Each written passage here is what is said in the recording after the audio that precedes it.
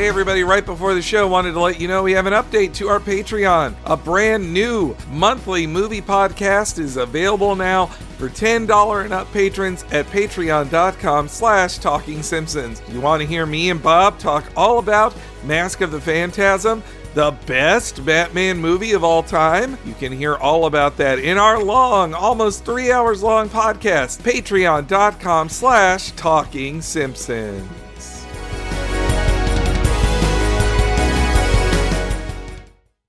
Cartoons from present in the past.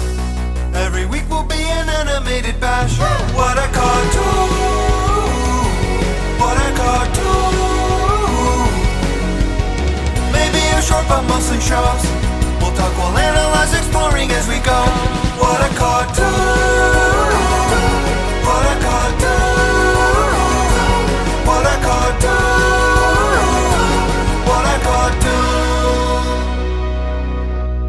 Hello, everybody. Welcome to What a Cartoon, where we stand for the Principality of Zeon. I am your host, masked double-crosser Bob Mackey. This is an audio exploration of every cartoon ever. Who is here with me today? Henry Gilbert, and please enjoy my Garma/Char fanfic. Oh, nice. And who else is here? This is No Zaku Boy. No Zaku. It's Cat Bailey. And today's episode is the Mobile Suit Gundam episode, Garma's Fate.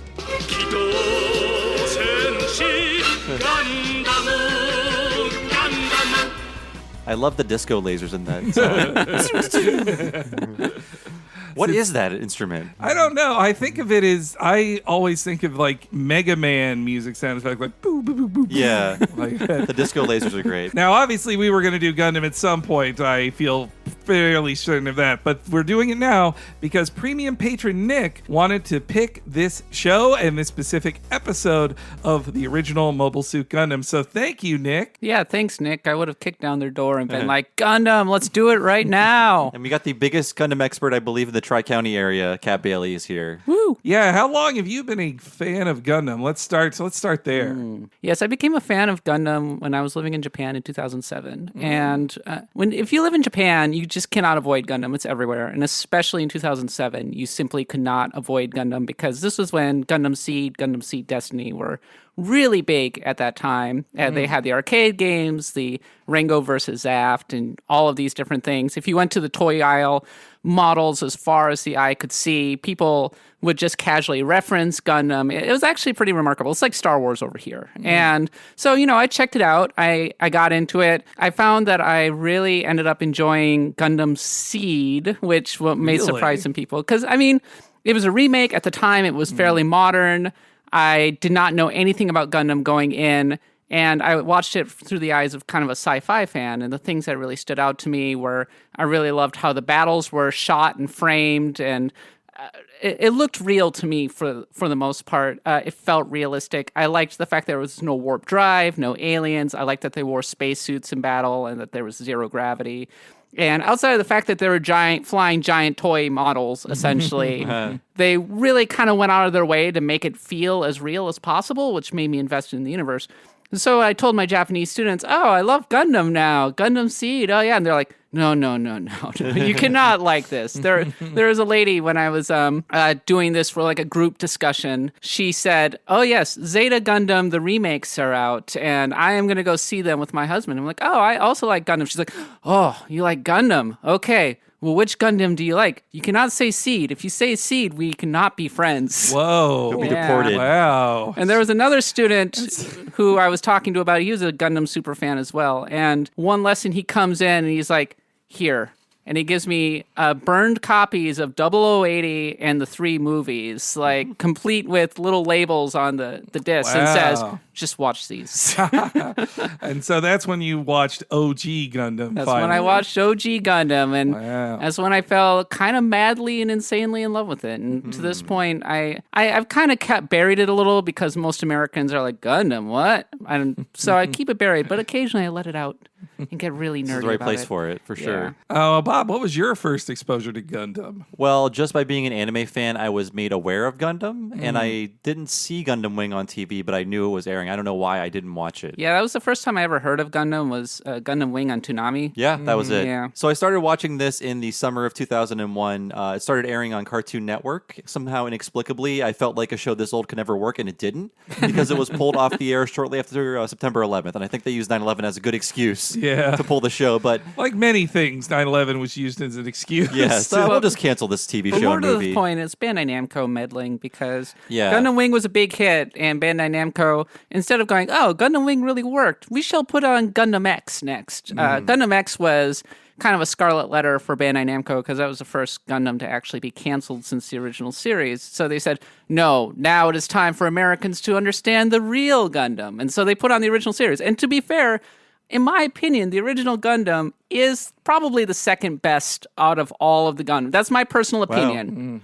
But it to the average anime fan who's looking at pretty boys and like cool robot action, it looks hella dated. It was just a does. risky move, Yeah. and we were Yeah. some of the few people that actually watched it, and we got really into it. In fact, we had an inside joke about the "Who will survive" thing at the end of every dub preview, Which so- will be the secret sound at the end of yes, this episode. I love too. that guy.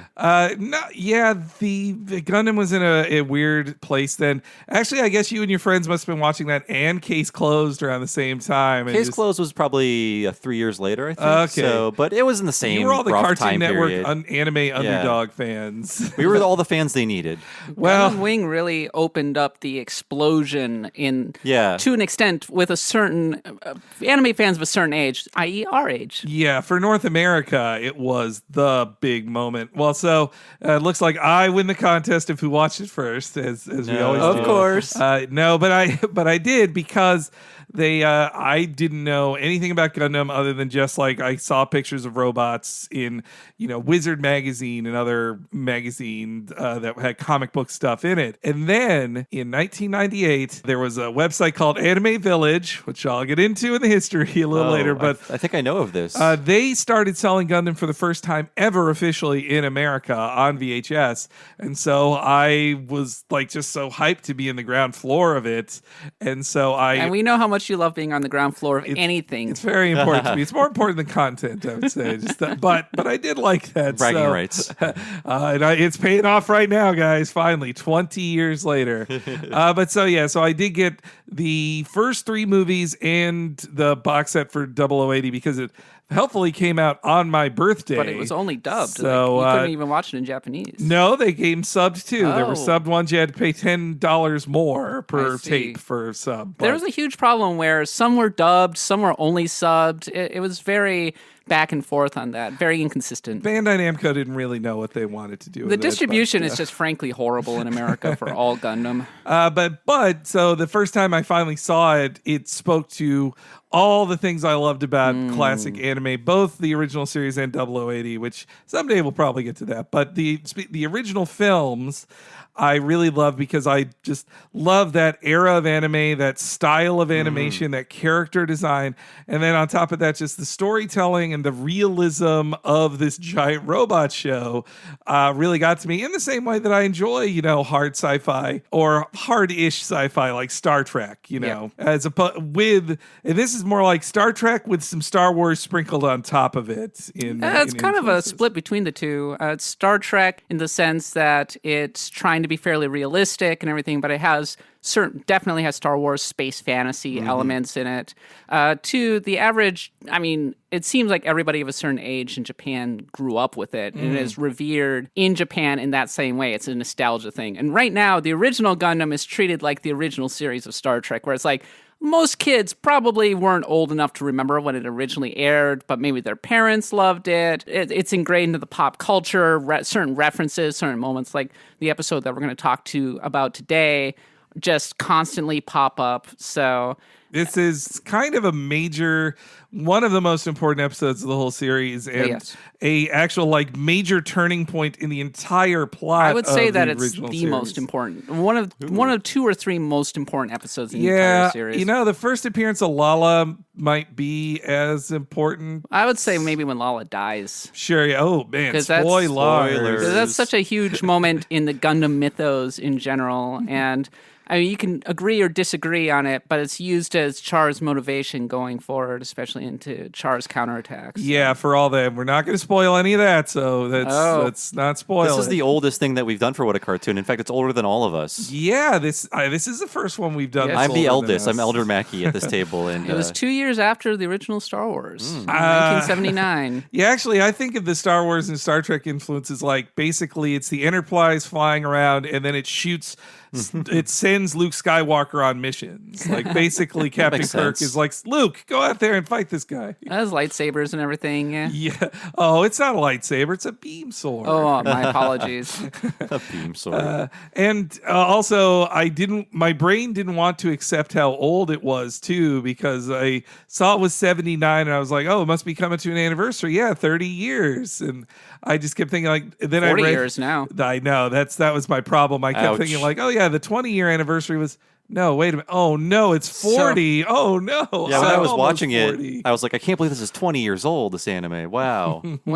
So 10 years ago, actually, I was so hooked on Gundam. Like, I was peak Gundam cat that I went back to Japan. It's like I'd been back in America for like 6 months at that point. I went back to Japan specifically to go to the 30th anniversary celebration. I saw the giant Gundam because at the the one time, in Odaiba? yeah, Or- it sounded like at the time they were going to take it down. I was like, I gotta go see the giant Gundam. I spent 6 weeks just hanging out and living in Japan again before going to TGS. That was how much Damn, of a that's nut I nice. was, and so I still got 30th anniversary stuff kind of peppered around my house. Yeah.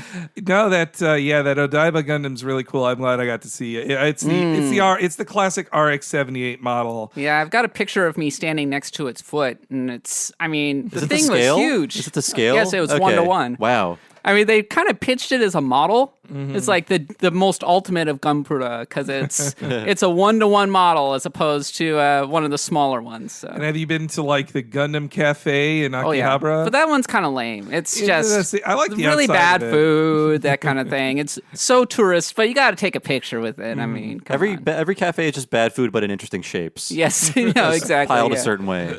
Well, why don't we talk about that history of Gundam here? So, Yoshiyuki Tomino, he was born in 1941, another early animator of a generation where war was a reality, not a part of history, and it is heavily reflected in his work. Not unlike, say, Hayao Miyazaki, who we talked a ton about in our Kiki's Delivery Service podcast. You got to pay $10 for that. Sign He up was a for- baby hardened by war. The George was. Lucas of Japan, for sure. So, would you liken him more to Lucas than Roddenberry? Yes, Okay, absolutely. yeah. Because Roddenberry was a war veteran. He was kind of old and crusty. He was a bit of a lech. Whereas Tomino, he was a bit of an idealist, I think. He was always kind of railing against the merch-driven aspects of Gundam. And also fans have a similar relationship, I feel, to Tomino as they do to Lucas, which is occasionally, what are you doing? What are you smoking with this, Tomino? Have they come back around to loving him? Oh, yeah. No, I mean, I think Gundam fans love Tomino more than Star Wars fans love Lucas. I think Lucas will forever be extremely controversial within certain elements. Like, there is a certain element of Star Wars fandom that's like, I miss George Lucas. It was before Disney took over. But with Tomino, it's people especially love Turn A Gundam, the original series, Zeta, and everything. And of course, he had such huge impacts in all of them. So. So, like many other anime greats of his age, Tomino got his start on the Tetsuan Atom / Astro Boy series, which was really the first true anime TV series that existed in Japan. It kind of invented the animation industry in Japan. So, if you were at a studio in the 70s, you probably worked at Mushi Productions to get your start. Otherwise, you wouldn't be a veteran, pretty much, at least on the TV side of things. Yeah, he very quickly established himself as being really dark. He would put out stuff like Zambot 3, which it was basically the Evangelion of its day in the early 70s. You might not look at it. It's like these little kids, and then horrible things happen to him. He's basically like, well, okay, what would happen if you actually did put little kids in a giant robot? Bad things. Okay. And definitely Hideaki Anno was watching that growing up, I'm sure. But he was, I think, especially influenced by Space Battleship Yamato, which was an example of a show that really did transcend the kind of merch-driven aspects of the late 60s, early 70s. And he was like, I kind of want to do that. And Yamato is a bit of a white base, or white base is for sure. influenced by Well, it. the whole thing of like, the spaceship that's like an arc is traveling and the enemies are chasing after it. And that's embodied in basically the entirety of the original series. So. And he worked on the Zambot 3, other shows like Voltes 5, Brave Raiden, and Heidi of the Alps also. Oh, he worked wow. on that adaptation that also Miyazaki and Takahata worked on too. I felt like they'd have a crossover somewhere. And as he was working on that, so mecha anime in Japan at the time was really defined by the super robot genre, which really started with Tetsujin 28, and also like Go Nagai's multiple series too really helped define it. You can kind of debate that because Tetsujin 28, I think that was a kid controlling a robot, right? Whereas Mazinger, I think a lot of people would say, is the true beginning of the super robot genre, where somebody is actually piloting this thing, it's fighting giant monsters, that kind of thing. And it's the classic boy in a robot, also usually given to him by his dad. I think a lot of mecha fans would say the three great pillars of mecha anime, or if you want to include Evangelion as well, maybe four, would be Mazinger, Getter Robo, which invented the whole combination version of mecha, and then you have Gundam, which invented the real robot genre. And so No brain powered.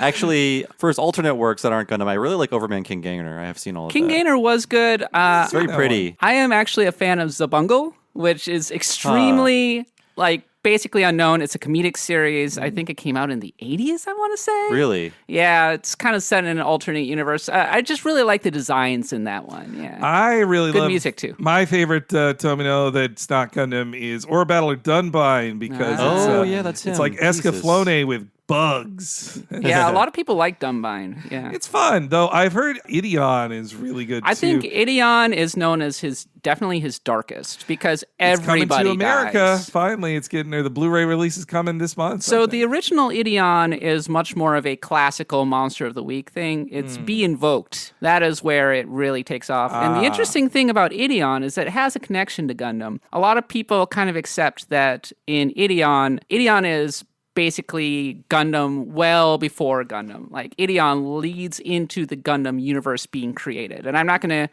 spoil how Ideon ends, but there is a connection there. And in fact, there was a crossover where Gundam Double Zeta is actually, I think, either fighting or teaming up with Ideon. Well, but Double Zeta is goofy. That doesn't really... Well, yeah, Double Zeta is goofy, yeah. But so there's all these super robot shows, as the genre's known, and they're very toyetic and colorful, and they are aimed mainly at kids. Not that there aren't darker themes in there, like Go Nagai loves him some dark themes, but so in the backdrop of this happening with super robots, 1972, Tomino is one of many top animators at Mushi Pro who leave to start their own company that, instead of working on manga adaptations, which were a lot of anime at the time, they were going to do original productions together on their own shows. And they were going to focus on their strengths, which were mecha shows, so they started working on more toyetic robot shows. Around the same time, Sunrise hired, fresh off of working at Tatsunoko, Kunio Okawara, who was the mecha designer who also, he worked on Gold Lighton. I think that's like his most famous mecha before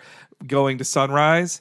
And so he joins the team. 1978, Tomino has pitched a series to Sunrise that is going to be tentatively titled Gun Boy. It's like longer than that. Freedom Fighter Gun Boy. Yes, yeah. And I looked at Cat like, I can't just say Gun Boy. I know it's longer than that. I pitched a show called Gun Boy that would be focused on the mecha genre, but have a realer war with more realistic body counts, and directly speaking also to the dangers of fascism in a hyper-industrialized age, inspired in part by things like the power armor in Robert Heinlein's Starship Troopers. Okay. And it was just going to be be a realer war story telling darker things. And like, in fact, I believe in Tomino's original pitch, Amuro dies halfway through, and then Char teams up with White Base. Yeah, and he gets his own red-colored Gundam, which that's pretty actually cool. became... Every other kind of alternate telling or alternate pitch eventually found form in some way because Bandai Namco wants to sell those models. And so, yeah, every alternate version became one of 8 types of Gundams. I think originally in the original show, it was just the Gundam, right? But it was retconned later to be like, there were multiple prototypes and they were on multiple different ships. And here's what happened to each one of them so that we can sell the models and also sell more movies. Well, if you want to tell more stories that take place during the 1 year war, you just have to make up like, well, Amuro thought he was in the only Gundam, but this other person was working on this other Gundam. Listen, a year's pretty long. Lots of stuff is happening. Well, Gundam Thunderbolts, I think, is the most recent one that's like explicitly a new UC story, 1 year war story. Yeah, and I mean, that's just straight up. There was a Gundam. It was on a ship more or less like the White Base, except it's probably the worst commander-pilot relationship you've ever seen in a Gundam. They're definitely the worst pilot/commander out of any of the Gundam shows. And so Okuwara was, told design a robot that would look realistic, that like what a mass-produced military robot would be, though they still got instructions to like, well, you got to make it more like a toy. Like it was not a white, blue, yellow, and red design. It was more like gray with purple or like dark blue lighting on it, coloring on it, I believe. Yep. They also released versions of that, and so in a lot of the games, you can unlock, I think it's called the G3 Gundam, I think it is, and that was the one that was in the novels, actually, because Tomino wrote novels, and in the novels, Amuro actually does die. So, well, that I feel like Bandai is like all the Star Wars things. Like, if we made up one Star Wars character, we'll make him into a toy. Like, whatever we talked about, we'll sell it to you. And yeah, so Okuwara would not only design the RX-78, but also Zaku's, the Ghosts, Domes, and all these other things that Tomino used for a galaxy-wide, solar system-wide battle, the humanity's future. That goes beyond the borders thanks to space colonies. Yeah, it was right after the original Gundam that something called Mobile Suit Variations was also invented, and it was kind of supplementary material. It's one of the best things about any sci-fi is when you get a lot of that supplementary material, you're like, oh, I'm getting the inside story on this. And one of those things was MSVs, which was like the Zaku sniper and that kind of thing, which eventually would appear in the shows, but would take a long time. But first, Bandai Namco wanted to sell them as models. Well, it was just Bandai back then. Yeah, Bandai, at the time, yeah. And yeah, also underrated in, everybody talks about Tomino and Okuwara, but I do want to also mention Yoshikazu Yasuhiko, because he was the character designer for all the humans in the show and also the animation director, a supervising animation director. And I really do like the human designs in it too. He worked on Yamato, so. Oh, okay, that makes sense. I see. I mean, Char is really distinct. Char, Bright, Amuro, they all have a certain look to them. I love the Sayla. Yeah. Yeah. There's a certain warmness to all the designs. And I also just love like the shadow cast by the bridge of a nose on people. It's something about it just really is appealing to me. They all have different faces too, which is often hard for an anime. Go back to our Akira podcast. Everyone has the same face. Yeah. Well, they'd also helped that in a very Star Trek kind of move, they wanted a very like fictionally international cast, like because it's just people from all over Earth went into the colonies. And so that's why you end up like Noah Bright, for instance, I believe he's Japanese, British, I believe. I'm not actually sure. I know that Fraubo is supposed to be German. Yeah. That's why you have a name like Fraubo. Yeah, but it's so distracting in the text because it's like, well, no, shouldn't it be FRAU, but they write it like FRAW. Yes. I think. It's distracting. Yes. And also that he always calls it like Fraubo. Now I'm just thinking of Japanese Amuro. Poor Fraubo. She gets a real bad. I'm going to talk more about Fraubo in the episode, but yeah, it sucks for her. Like she has the worst life. Not great for Fraubo. And the lead of the show would not be Fraubo. It would be Amuro Ray, who would be be a troubled young boy with parental issues, forced into a job with the military, and Maybe on the spectrum.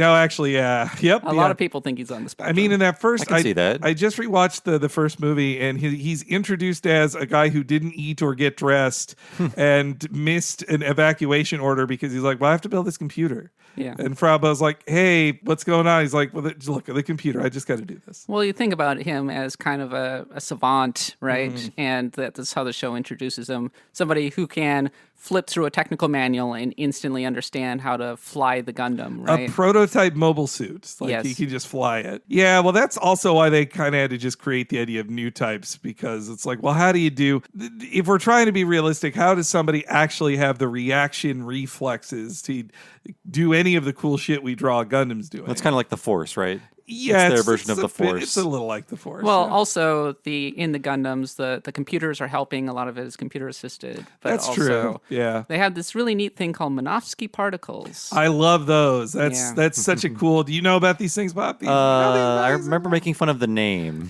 They were introduced because they needed a reason that they weren't just shooting at each other from long range. They needed a reason that these things were fighting at close range. And the idea is Minovsky particles scramble lock-ons, which make fighters not as useful. You can't just shoot missiles and blow them up from afar. And then also they introduced mechanics that made it so they weren't super slow and, unwieldy. They became super high speed and extremely useful. And so in that way, the robots actually became feasible. It actually became feasible to make a giant mech. That's why you need like giant mechs to do kind of classic ground warfare against Yeah. each other.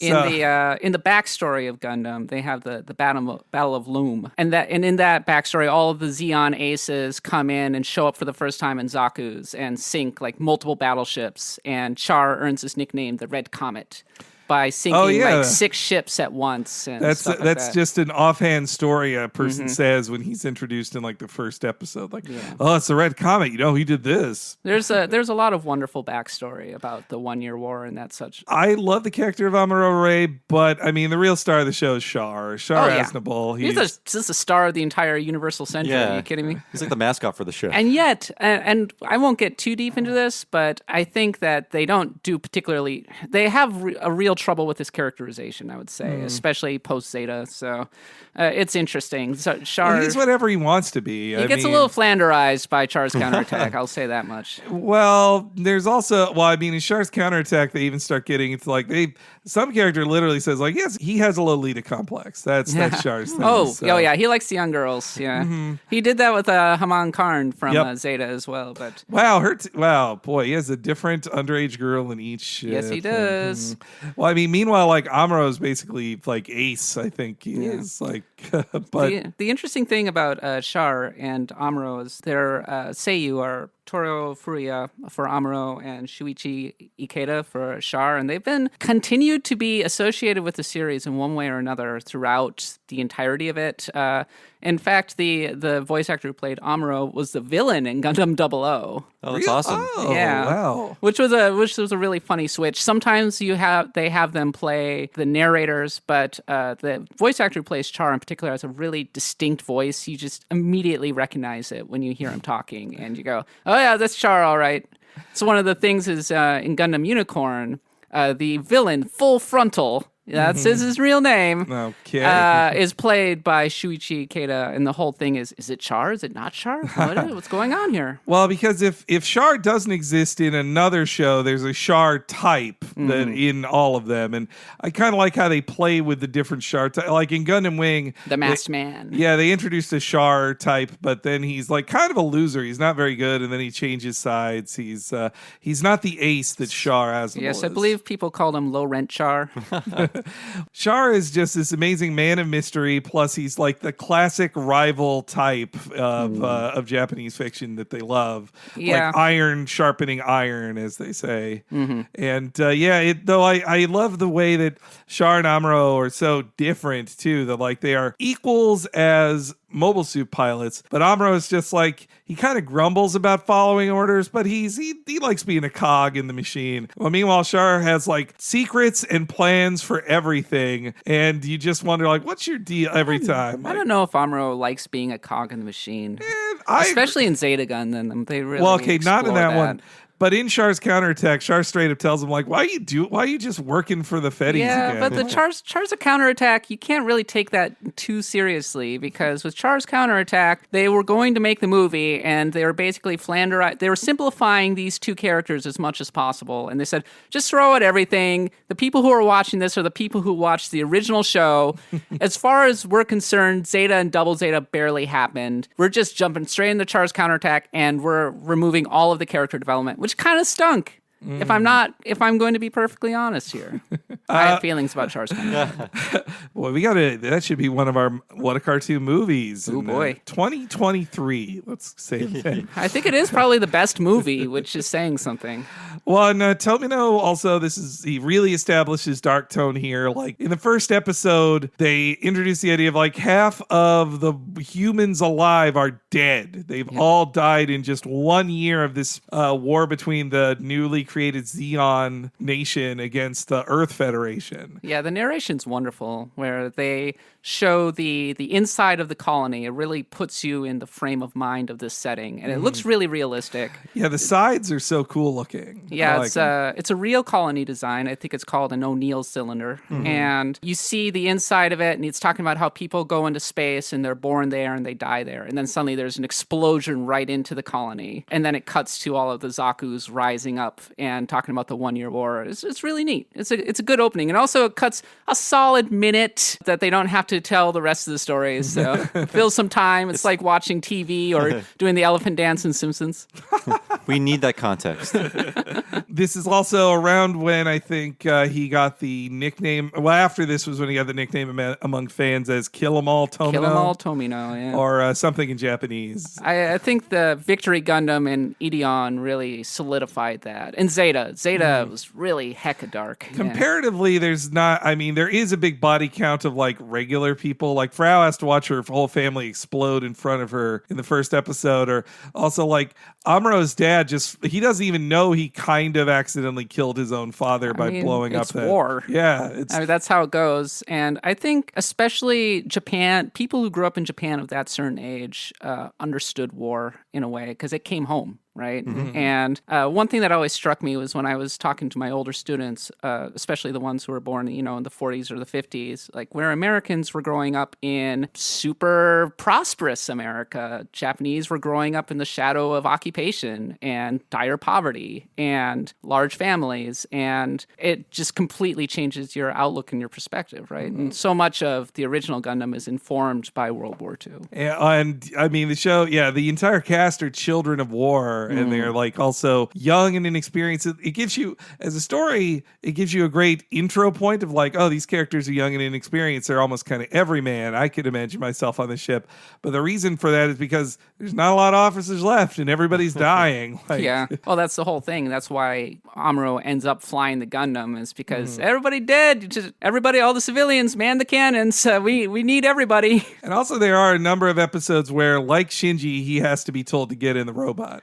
Well, I mean, Shinji is an interesting character just because he is already kind of messed up. With Amuro, he's like, all right, I'll fight this. Sure, why not? But at a certain point, the combat really gets to him, and he has, he has PTSD, essentially, and all the same symptoms. And then, of course, he gets slapped out of it by Bright. So, in a very famous scene. Bright's got to slap him a lot. There's more than a few slaps.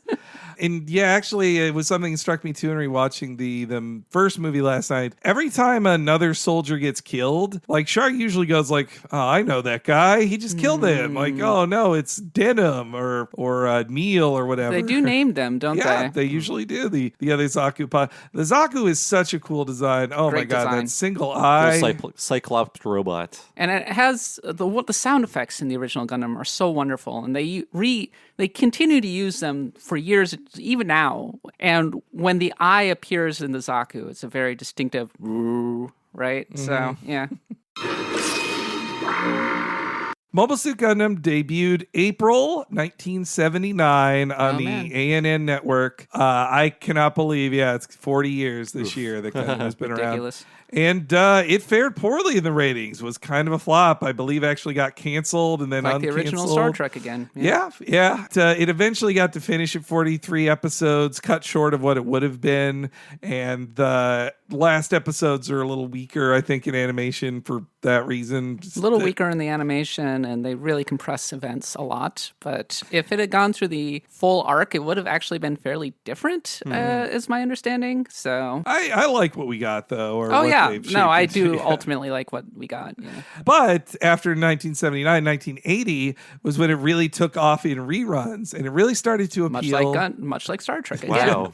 And part of its appeal too, it actually reminds me of like the grim and gritty Batman comics of the 80s, because you had all these kids who grew up on the happy-go-lucky super robot shows, and now here they're seeing a real robot show, and it's like, this is grim and gritty. I'm grown up and I can watch this stuff. I can watch my silly robot animes still, but have real feelings and see art. Well, it's like people who maybe grew up on Star Trek The Next Generation, which was very, like, we hit the reset button every episode. We're not worrying too much about realism. And then, here comes Ron Moore with Battlestar Galactica reboot. And it's trying to be as realistic as possible. But I guess another aspect of what saved the show and made Gundam huge would be Bandai, the toy manufacturer. Well, not toy, but the Everything manufacturer? Yeah, they had the merch contract, and they started, instead of making just regular toys, they made these models that were pretty cheap, like $3, and you put them together. You just snap this plastic off of a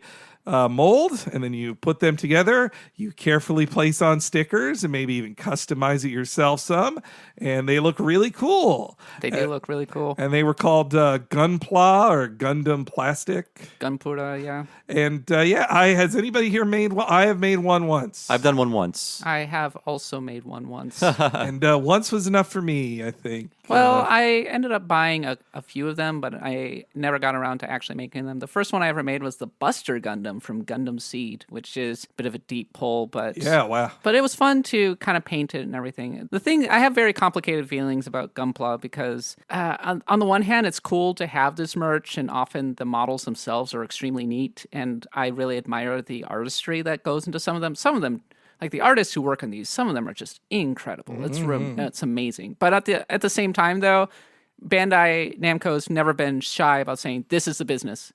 And it really irritates the crap out of me when it kind of gets into the fiction, like when they they made multiple Gunpla shows. They did the Gunpla Battlers. Yeah. They had the game where I don't like that game. I know that there are people who are like that, but it's kind of seeped into the culture where often, especially here in America, if you want to talk to somebody about Gundam, the clubs and the organizations are all based around the models. They don't actually care about the shows. And as somebody who happens to like the backwards show, to be. I find that kind of infuriating. I'm not going to lie. Well, Bob, do you remember which one you made? I think it was a Zaku model. Yeah.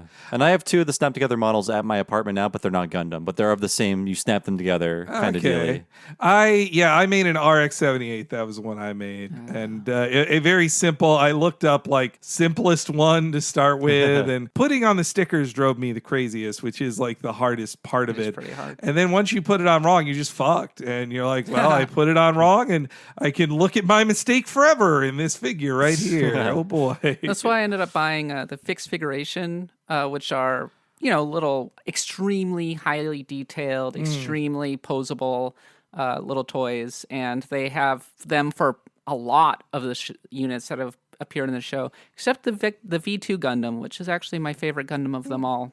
Poor V2 Gundam. I forget the code for it, but I really love the Gundam model, the experimental Gundam model in 0080. War in the Pocket. That's a really good one. The called, Alex. The Alex, that's right. I love that one.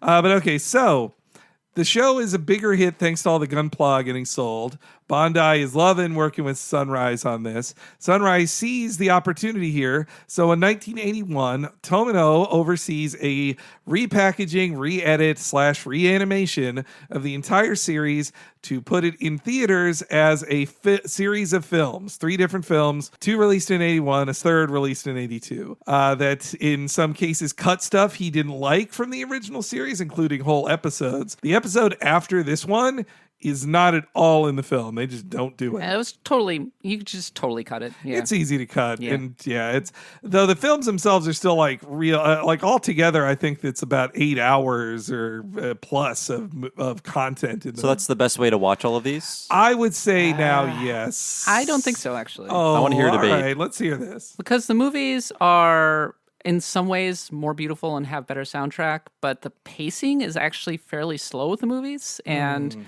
whereas in the movies, it's weird. In the movies, the pacing is slow, and yet at the same time, everything is compressed. And so it's actually, I think, better to watch the show where the characters get more time to breathe, and you can watch it in, 20, 25-minute chunks, and you're not feeling kind of overwhelmed. And plus, seeing stuff like the Zacrello, which was this big kind of deep-sea anglerfish-looking mobile armor. It's really infamous. Tomino trolled Gundam fans by saying it's the most powerful mobile armor ever. But it's part of the charm, right? So that kind of the monster of the week stuff is part of the charm. So. Yes, my counter to that is that I like how sped up it is. I think there are a few lulls in the movies because it came to the or sometimes a whole episode. You can tell you're watching a whole episode in 5 minutes when it's like a subplot for Kai Shinden, and you're just like, okay, let's speed this episode up within the show here. But like the action is great. Especially in the final movie, like the Battle of Bawaku was so cool. Oh, I mean, I think the third movie's the best one. Yeah, it is. Yeah, I would agree. And 2 and 3, their end song are some of my favorite songs. Ai Senshi and Encounters. Those are both so great. So I am so nerdy that I went to a Gundam concert in Japan. Whoa. And listened to live. You win this contest. And listened to live performances of like Ai Senshi and that kind of thing. Oh my gosh. I went to 2 Legend of Zelda concerts. That's still nerdier. And sang along to them in my broken Japanese with a lot of Japanese people and jumped up and down and had a great time. Wow. That is the dorkiest thing I have ever done in my life. Full stop. I would just be silent until like yes, my sweet, yes, my sweetest. Anime Janai. Yes, my sweet, yes, my sweetest. I wanna get back where you were. 誰も一人では生きられない。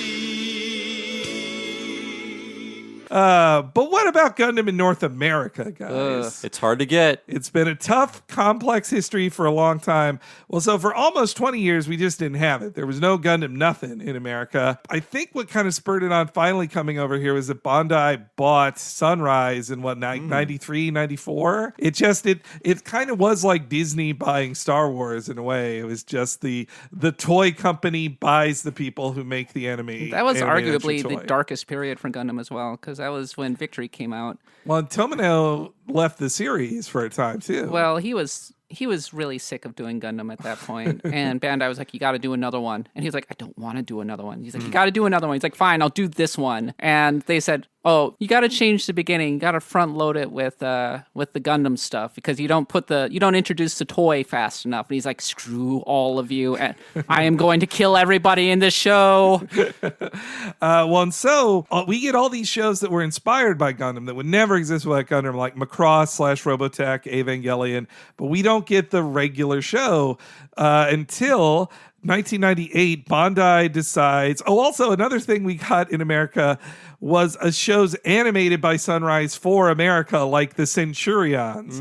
If you wonder why the Centurions characters look all just like characters from Gundam, that's why Sunrise worked on it. Sunrise also worked on the awful Street Fighter show the animated series? I can't believe that. Most studios, a number of major Japanese studios did, but I mean, they were probably paid shit and they gave shit for the poor pay they got. I don't blame them for phoning it in. They would have been foolish to animate it well. But that all changed in 1998 when Bandai decided they were going to, instead of license Gundam to somebody else, they were going to publish Gundam themselves in America, along with a ton of other anime, most of it done by Sunrise, in the US through their new animation distribution company, AnimeVillage.com. And it did say AnimeVillage.com on the spines of the boxes. I thank the internet. So many articles get deleted and you can't find them again. But I found on Anime News Network a September 1998 article about this Anime Village website sucks. They promise so many things and it's shit. Nothing ever arrives on time and the shipping's awful. And that is what people had to suffer through. Bad shipping on that stuff. But that's where I bought original Gundam, 0080, 0083, and also Escaflowne and a little show called Cowboy Bebop as well. Wow, all through Anime Village. Yes, yeah. By the time Bebop was coming out here, they basically had ditched that and started calling himself Bandai Visual. Right. That's what I'm familiar with because I only knew them via the DVDs, the DVD era. Yeah, I bought Cowboy Bebop on VHS for like the first 3 volumes, and then I finally got a DVD player. Gundam, meanwhile, they only had the movies. They didn't want to sell the TV show in America. Then we talked about Gundam Wing, which I have to think it must drive Tomino crazy that in North America, Gundam Wing is the most famous Gundam show. I don't think he cares. Did he have any involvement with Gundam Wing? I think that was when he was gone. I mean, He was gone, yeah. Okay. So after he left the show, he was gone for a bit, and then he came back and did Turn A Gundam, which I take it back, that's the second best one. Okay. And the Turn A was after he had really mellowed out and he was in a much better place, and you can tell because Turn A Gundam is extremely bright and happy and fun, and kind of like Overcommand King Gainer, actually. Oh, okay. And then he went away for a long time again, and he came back for Reconquista in G, or G Reco. So is Turn A the mustache one? that's the mustache. Okay. It's done by Sid I'm looking at it Mead. now. Wow. Oh, okay. It's controversial in Japan, to say the least. But I would say that the Turn A itself is probably my least favorite design out of any of them in Turn A. But yeah, so no, he was not involved in the alternate universe ones. And for a long time, the urban legend was that he hated the alternate universe ones. There are stories of him, like the Gundam Seed director coming in and asking for advice, and Tomino throwing the book for Turn A at him and slamming the door in his face. Wow. So stuff like that. So But because Wing was so big, now Cartoon Network, Toonami, they want more Gundam, more. Like they ran out of Wing episodes. They showed Endless Waltz, but had to do it at night because it's too dirty for daytime. They couldn't. it had a limited run in theaters, and it was kind of a big deal when it came out. And so when they need more Gundam, it's time to offer up old Gundam so they can just start the correct way from the beginning. So they should have just put out Gundam X. I don't think Gundam X is that good, but it was the logical follow-up to Gundam Wing because they had the same art style. It would have Gundam fans would have immediately glommed onto it, but Bandai Namco was in this mindset of Gundam X is the one that got canceled. We can't put that one in America. We got to put the original series in there. We got to start the entire Gundam engine up over there. And the localizers are just they're like, well, that's what the bosses said in Japan. We have to do it. And so, yeah, I mean, they put out G Gundam as well. If I was Toonami and got handed original TV series Mobile Suit Gundam with like even having to like play the original opening too, it's just like this looks so rusty and old. It was heavily edited though. I think they even cut an episode. They did, yeah. Well, I think there's an episode that like Tomino just hates and cuts. I think it's the Island one. It's not on even DVDs. Like it's on one DVD release in Japan. But yeah, if you were watching Toonami at the time and you were seeing modern ass anime on there, and then you see Gundam, I would turn the channel too if I was used to that stuff. Well, actually, I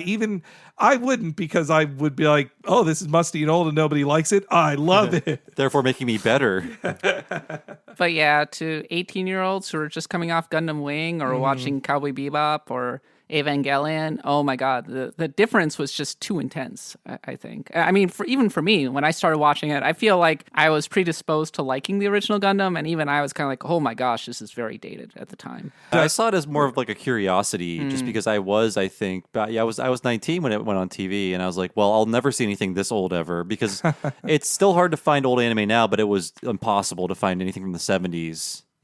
just on TV. It's pretty rare old anime gets licensed. I wonder if it's like a pricing thing, that because they're like these major classic shows in Japan that they charge more for them than the paltry sum they'd sell to the super dorks in America. What's interesting is I don't think Mazinger ever came out here. Just as Transor Z, I think. Okay. And it did come out in Europe. Okay. Well, this, I believe Gundam first, internationally, its first release was in Italia. Yeah, I think Italy also got Mazinger, too. Okay. And Bandai Visual distributed the show on DVD for a bit of the 2000s, then stopped. There was no Gundam for another while, kind of like that lull in Yakuza games coming out in America. And then 2014, New Day dawns on Gundam. Right Stuff / Nozomi Entertainment. They get the distribution rights to basically all Gundam and keep it in print. They keep it in print in Blu-ray, like SD on Blu-ray. And meanwhile, streaming rights are pretty all over the place. You can't stream this one legally. You can't even buy digital copies of episodes or Nope. movies, which is total bullshit. It's still real bad, but it's still way better than it was before. Yeah, I because agree. When I first started watching Gundam and I came over here, stuff like Gundam Double Zeta, Victory Gundam, and Turn A Gundam, straight up not available, not translated at all. You had to watch fan localizations, download them. A lot of stuff was extremely out of print and cost hundreds of dollars to buy. It was not great. And so as soon as Right Stuff got the rights, I started just buying up the Blu-rays. And It's like, you never know. You never know. well, I mean, plus it's really nice because you can just get 2 Blu-rays of Zeta and you've got the entire series, I right? got them right over there. Yeah, and when in preparation for this episode, I went and bought the original series because I had already seen the original series. I didn't feel any need to own it, but why the heck not? That's the series history for Mobile Suit Gundam up to now. When we come back, we're going to talk about the episode Garma's Fate.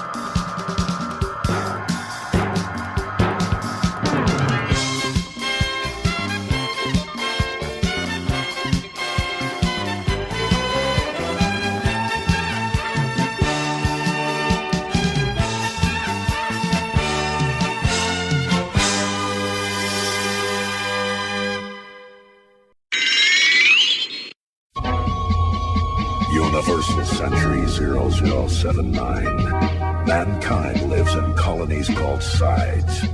But Side 3 has a secret. Take your sorrow and turn it into anger. The Principality of Zeon has declared war on the Earth. Now say goodbye. Now, the future depends on a boy with powers beyond comprehension. Those lightning reflexes. It's like he sees the future. His name, Amuro Ray. His weapon, Gundam. Your dirty tricks are no match against Gundam's immense power. Let's retreat! Toonami presents the most groundbreaking anime saga of all time. What's this?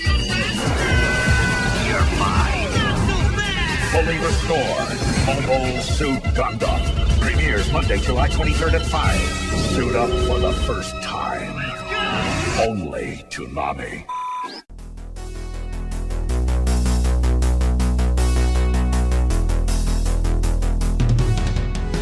Hey everybody, Henry Gilbert here, and my new type senses are telling me we just entered the break for this episode of Mobile Suit Gundam. Thank you so much for listening to What a Cartoon, our weekly podcast where me and Bob break down a different animated series every week with a different episode. This week's was Mobile Suit Gundam. Next week's is Hey Arnold, Pigeon Man. That's how the eclectic our tastes are on the show. And you can hear next week's episode right now if you were a subscriber at patreon.com/Talking Simpsons. The Talking Simpsons Network offers so many things. Not only do you get to know that me and Bob are secure and getting to do this full time as part of our real ass jobs, but you also get every episode of Talking Simpsons a week ahead of time and ad free.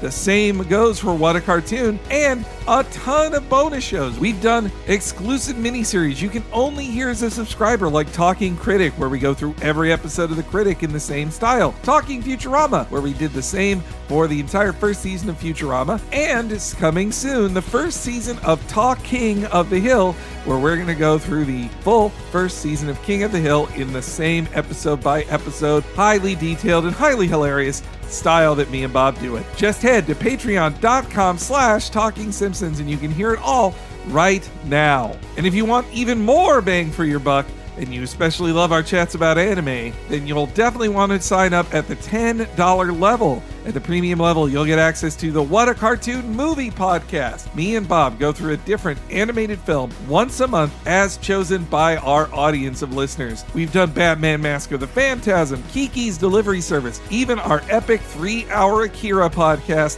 You can hear all of that on the What a Cartoon Movie podcast, only available for $10 and up subscribers at patreon.com/Talking Simpsons. It's an amazing service. I think we offer quite a lot for you guys, and I hope you all enjoy it. I hear so many nice things from people, how much they enjoy it. So you should definitely be checking it out and telling your friends to do the same. All right, now let's go back to the rest of this podcast and see who will survive. It's all of us. We all survive.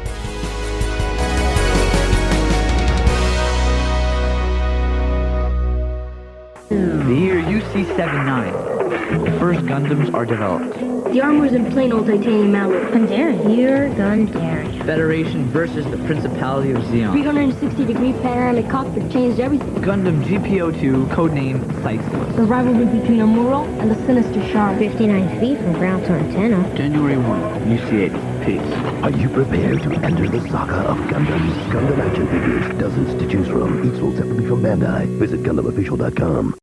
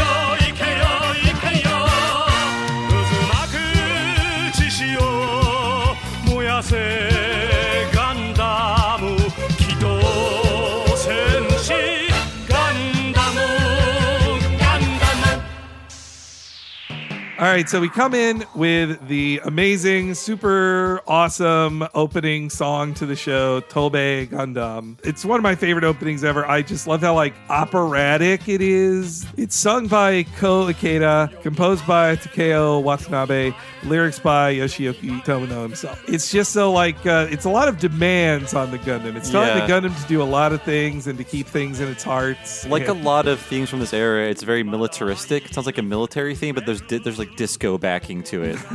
Yeah. This was an era where the Super Robot shows would have somebody singing in a very heavy narrative style, talking about all the different weapons that it can, all the special attacks that the Super Robot can use. Well, the Gundam doesn't have any Super Robots, so it's just gonna go, go, go. Do it. I love all the cast shots too in it, and just the motion of putting your open palm up to the sky that keeps happening. I think that's a really meaningful thing to Japan. I forget exactly what it is, but that's why you see Amuro and Bright reaching for the stars. While the ending theme of this is a good ending theme, it's not going to be what closes out this episode. That is going to be the Gundam song Ai Senshi, because I just love it. It just rocks. There's a certain certain genre of music in Japan that's considered extremely outdated, and the closing, the credit theme, I think, is in that style. It made me laugh hearing it again. Amuro. Amuro. Yeah.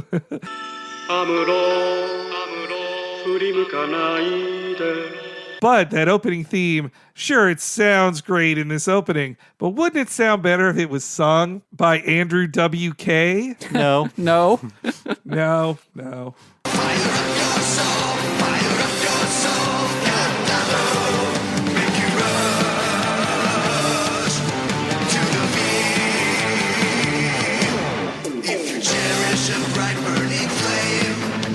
That's enough. Henry, that was epic. Oh man, I feel like fighting the world and secretly being friends with Gavin McGinnis. Oh no. Oh no. Oh yeah, Google it, folks. But yes, that was from a Gundam songs cover album that came out in 2009 officially. Like that is a Bandai recognized cover of the song called Fly Gundam is in the English. I think I own it too. So you own an Andrew WK album. I do too. It's floating around my iPhone somewhere. I was 22 once. It's fine. And listed as co-creator in the English credits, at least, is Hajime Yatate, which is a pseudonym just for all the producers who work in Sunrise. Really? Okay. Like, if you see Hajime Yatate, like, technically, Gundam has the same co-creator as Cowboy Bebop. Like, that's Yatate is listed on there, too. Huh. If you ever want to see kind of the backstory to production of Gundam, or a very heightened version of it, they turned it into a manga called Gundam Sosei. Man, they used every piece of the buffalo on this thing. Yeah, but it's a really fun read, and Tomino is depicted as this chain-smoking guy, and like I think the first thing that you see is him showing the animator how he wants the bright slap scene to go by slapping him as hard as he can. Wow. It's like, no, like this. Also, there's some really great stuff because Itano of the Itano Circus fame worked on this show, and it was showing like how he animated and everything, and gave you some idea of that. I want to read this. For our listeners, the Itano Circus is when they launch a bunch of missiles and they all trail around and do crazy dances in the sky, and they all converge on one target. Popularized in Macross, and I don't know if it was him specifically, but when I was seeing the explosions and things in this show, I was like, wow, it was really well animated. I wonder if that was Itano. Gundam has some awesome explosions. If it wasn't him, I would be fooled. We talked about the Itano Circus too in our regular show. What a Cartoon! Right. They did their version of that. Yes, the TV show opens like we said with that helpful reminder that death is all around you. Everybody's dead. Every time you have to watch that side fall into planet Earth and into Sydney. Yes, yeah. Australia's just Australia. gone. Yeah, it's a big old crater. It's and that's something too. In this episode, you just see many times they just fly around in the wreckage of a city that it can't be cleaned up here in the middle of a giant war. And with all that war, you still have to attend galas. Well, that was if you're rich. Yeah. There was another thing is they wanted to establish why the sides aren't throwing nukes at one another. It's because before the show starts, there's a thing called the 1 week war where Zeon and Earth just go all out. They're throwing, Zeon drops a colony on Earth. They're using nukes. They're using biological weapons. They're putting nerve gas in colonies in the most horrifying ways possible. And finally, they're like, we can't sustain this.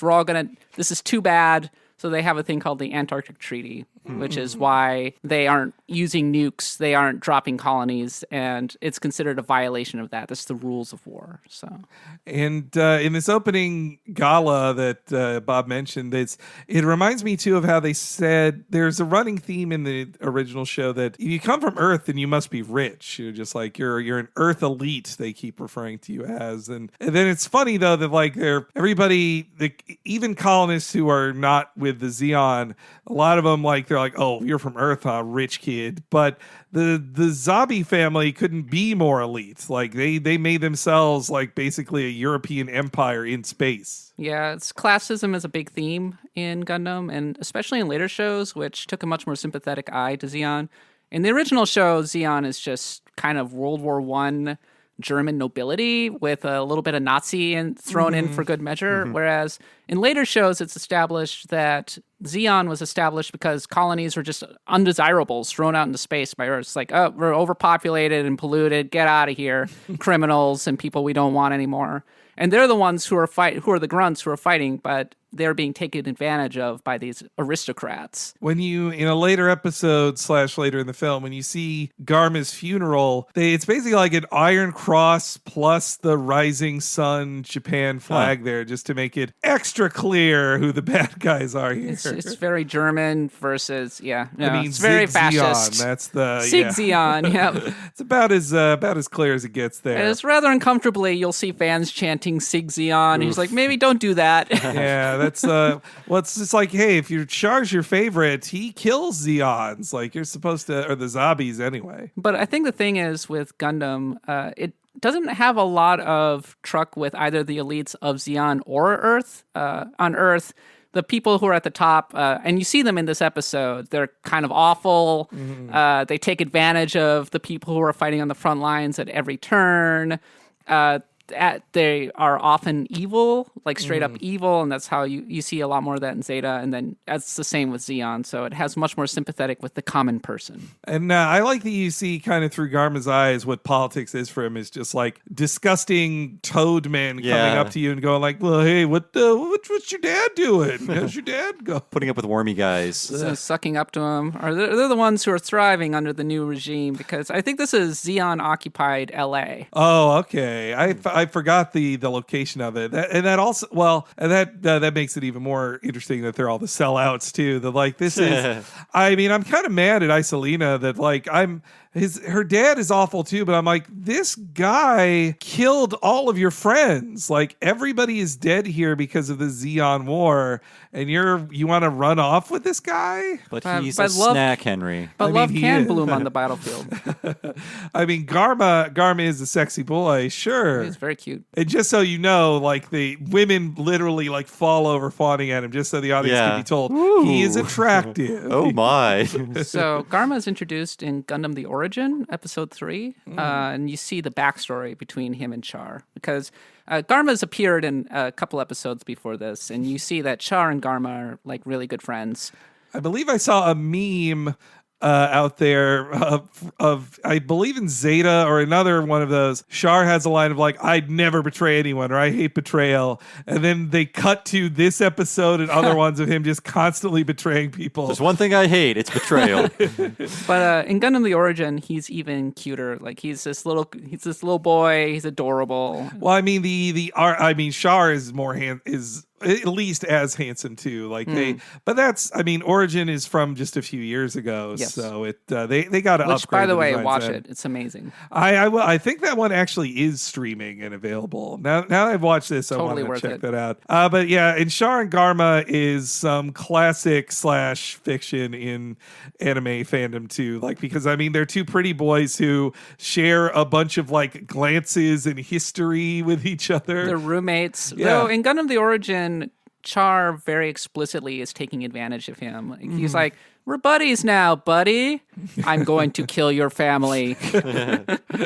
No, he kind of hates him in this too. Well, it's established that he has no respect whatsoever for Garma, but they kind of become friends, but Char's like always planning all the time to eventually kill him, because all the zombies have to die. But in right before this episode, there's like Char in the shower and Garma's just hanging out. And when I saw that scene, I was like, this is where the / fiction began. Well, I think / fiction is a big part of all science fiction, especially Star Trek and especially Gundam. Didn't it start with Star Trek?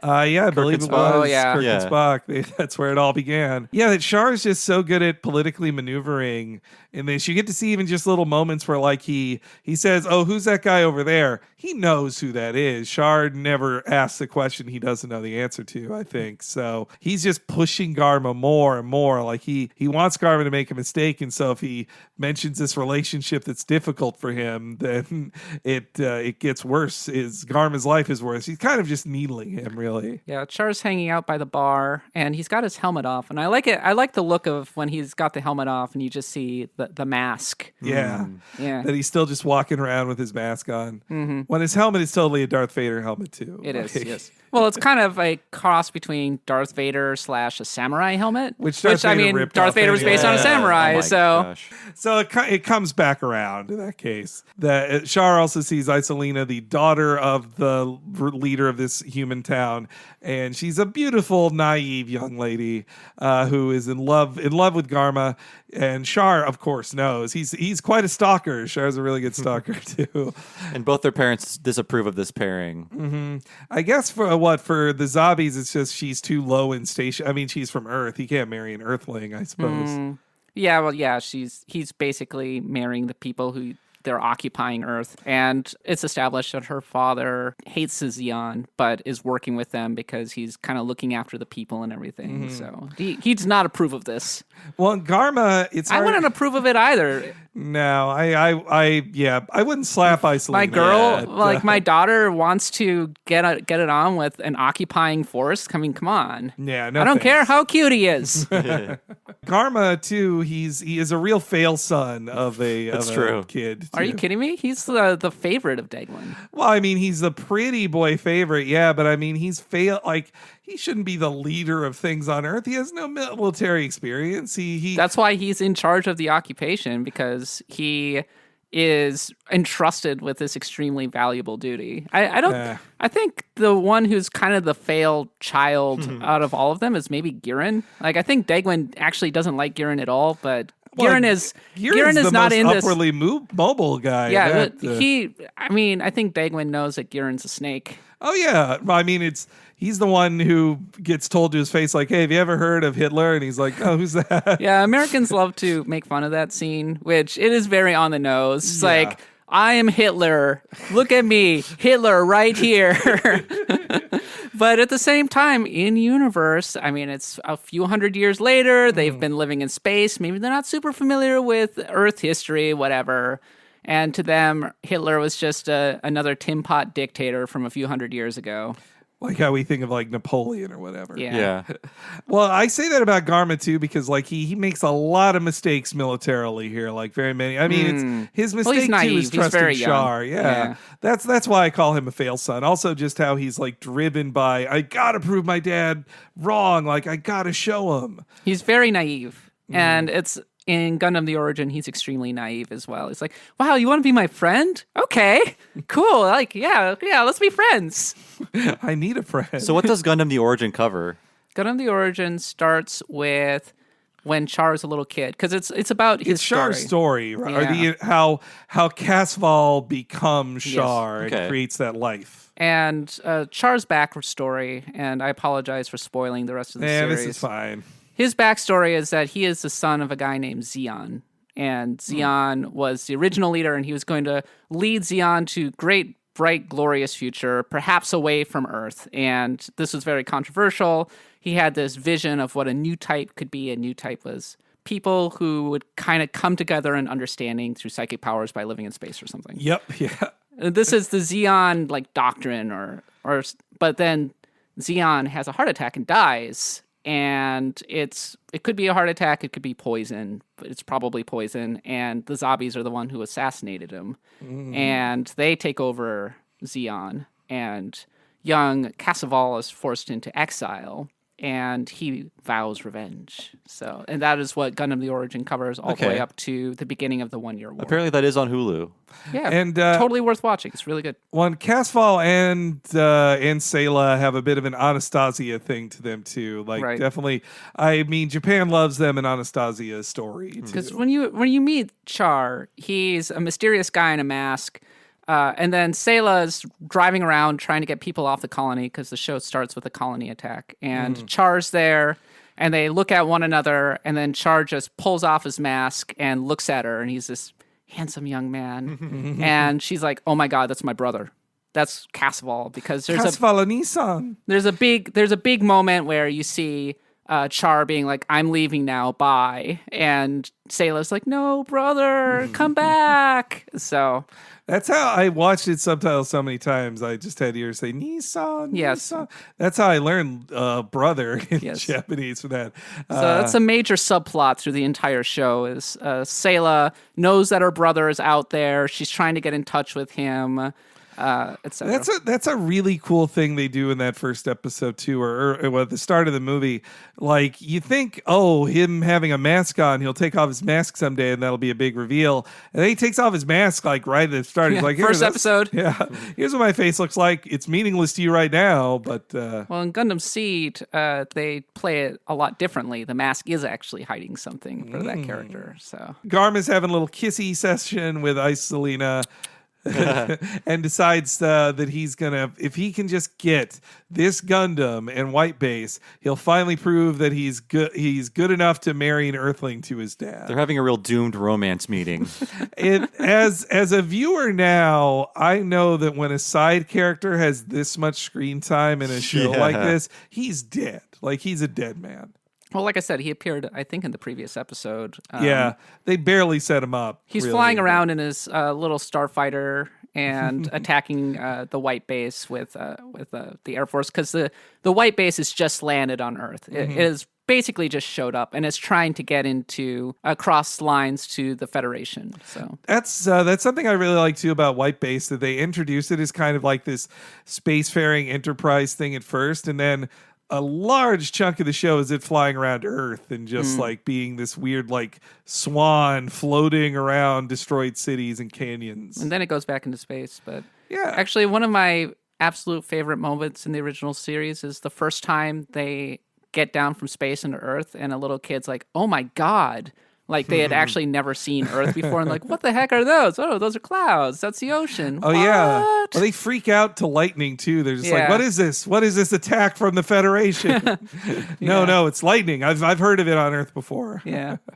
Because in the sides, they can control the weather all they want, and there's not going to be lightning if you can control it. And they make a big deal of how different how gravity affects everything, especially the Gundam, where they're used to being able to fly around in space and have a lot of maneuverability. And all of a sudden you're like, okay, I'm trying to control this thing and it's very unwieldy now. And I'm not just flying, I have to jump a long way, which, by the way, I don't respect any Gundam show in which the Gundam can just straight up fly. It should be just on the ground. Are you a gun tank fan then? Or? Gun tank's fine. I think that's another plus for the movies. They dump that gun tank. The gun tank's still there. Yeah, but once they get in space, they give Hayate. So Hayato, the biggest loser in the entirety of Gundam.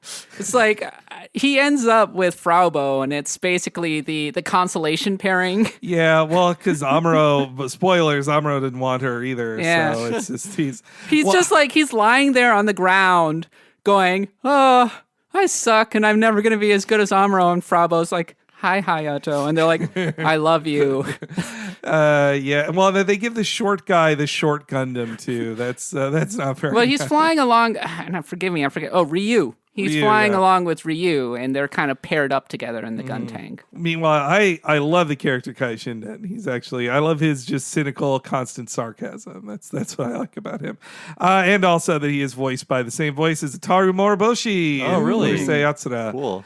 So yeah, as their White Base is flying around trying to find some way to hide, as they're trying to cross anime territory into some Federation territory, as they're starting to be stalked, I love that Amuro's first suggestion always to Bright is like, what if I got my Gundam and fought guys? That'd be pretty cool, huh? He's in a good mood right here. Like, there are times when Amuro is not in a good mood. Things are about to get a little darker for him pretty soon. And instead, Noah Bright has a very good idea of like, let's hide in this domed stadium. That'll be pretty cool. That's taxpayer money being put to good use. Yeah. Finally, these stadiums are being used for something. One, I also, she doesn't get much in here either, but I do like the character of Mirai too. Mirai is great. Especially like she's an officer's daughter. Everybody's like, oh, the Mirai. Wow. Yeah, they dive into her character a little more in an arc in kind of the final third of the show and in the movie as well. It's something too I don't like in Char's Counterattack, that she's just like, I'm just his wife at home. By that time, she's just like, I got kids. I'm kind of hanging out over here. They're turning Hathaway's Flash, by the way, into a movie. Or it's an OVA, I think. They're trying to do the old Gundam unicorn. Like, they're looking for any material they can turn into an anime, which begs the question why they haven't done Crossbone yet, because Pirate Gundams, hello. That's also very Star Wars again. They're like, can we bring back Grand Admiral Thrawn again? Yeah. People like that guy. guy. Amuro also is just not taking fucking orders. Like, Bright has to tell him like 3 times, like, no, we're not doing it. Sit down and shut up. And then Amuro's very annoying in this show Yeah. until probably the final third. Well, and then when Fraubo shows up, this is when it really hit me like, boy, she really gets the shit end of the stick here, because she is just as important to White Base as anybody. She's like managing people, telling people like, no, go over there, go over there. Like, White Base is full of these refugees and she's handling them like nobody else is doing this. And everybody treats her like dirt. Because she's just the girl. Like, shut up, girl. You're in your short skirt. Babysit the comic relief It's like, children. Okay, I guess you're domestic. Go take care of the kids. You're a bunch of orphan kids. They're your responsibility now. I don't want anything. They're your responsibility. Manage their hijinks. They're hijinks. I'm not a fan of those hijinks. Yeah. Well, I think that almost feels like executive management. We gotta have kids. This is for kids. They need kids. They gotta hide in the trunk of the Gundam and have adventures. Though one of them does become very significant in Zeta and is actually probably the Scrappy of that series for sure. Well, and also they're teamed up with the green robot thing. What's that called? Haro? Oh, Haro, yeah. Haro. Yeah. I mean, he's cute too, but he's like, they are the cutesy mascot. They also had for had to have the cute robot. Mm-hmm. But I do like that eventually in the original series, the comic relief kids have to be like, no, we want to stay on White Base. Like, all of our family is dead. This is all we know. We want to just be here. Well, they have the big moment of hijinks where their hijinks uncover the bombs that have been set across the GM factory. That's right. I forgot that one. That's the end of movie 2. Also, how did that lady misplace her baby? Like, when they're all hanging out, she's like, oh, there she is. Well, if you think about it, it's almost like a refugee camp in that cargo hold. It is. It really sucks. So it's full of misplaced babies. Sure, fine. Just scattered all over and we the just place. have to see that one scene of Frau being like, Frau likes babies. Mm-hmm. She's maternal. That's what. Yeah, she's like supposed that's to what do. she does. She's maternal. Well, you have a general issue with Tomino and women, right? Yeah. Tomino, I think it really comes to a head in Victory Gundam. Like, what they do with the villain in that show is kind of like pretty gross, actually. And maybe we'll get into that someday. Though there are strong women in this show, like There are Sayla and Matilda. There are strong women. In fact, in a lot of the Tomino shows, there's always at least one really good female character. Like Emma in Zeta Gundam. Char's Counterattack, I guess, had Amuro's girlfriend, who ends up dying. But they always end up dying. Yeah. And the little girl that Char's in love with too. There's her. Yeah, he likes to kill his lady characters, puts them in fridges. So. They kind of die first, usually. Or they, well, I mean, Matilda is the original fridged woman. Like, though Sayla makes it through the entire show and ostensibly manages to stay alive. But then she's like not even, is she in Zeta? Not really. Yeah, and she should have. Do you see her make cameos occasionally? But like, she should have been in Char's Counterattack. That was what was shocking to me. Well, I think there was problems. Sorry, Bob is not, we've not much space for Bob. I think there was a problem with the voice actress. Oh, okay. She might have had health problems or something. I think she died. Oh, that's sad. Well, because it just surprised me that at the end of the third movie, she is there with Char and Amuro the whole time. Like, she is treated on their level in the final battle. She's there at the end of Double Zeta as well. But it's like, why isn't she? She's not in Char's Counterattack at all. Well, in Double Zeta, Judo loses his sister for most of the show, and then then just eventually it's like, oh no, she didn't die. She's right here, and Sayla has her for some reason. Okay. I see. Okay. But okay, sorry. Back to this. Garma doesn't know how to find White Base, and he's fortunately got Char right there just whispering in his ear like, well, carpet bombing work. Yeah, carpet bombing. Do it. Char is very good at controlling Garma that way. Well, again, if you watch Gundam The Origin, Char establishes himself as a leader really quickly and is shown to have like really good tactical senses. Mm-hmm. And Garma is kind of like unsure and like going, oh, what do I do? Right? And this is kind of retconning, but I think I think that's the reading I have of the character is that Garma is kind of unsure of what he's doing. Char is like the ultimate hero of Zeon. He's a tactical genius. He's a genius pilot. I mean, you're going to listen to the tactical genius pilot and what he's telling you, right? I would. Who's also your friend. He's got a cool mask, too. He's got a cool mask. Listen to that guy. I'd listen to him too. Yeah, he's and, like Char always thinks 5 steps ahead, like every time. That's why I like about him too. And so Isolina, meanwhile, she's trying to run off into the battlefield, which is crazy. Like they should stop her. She was only going to die. She's a character.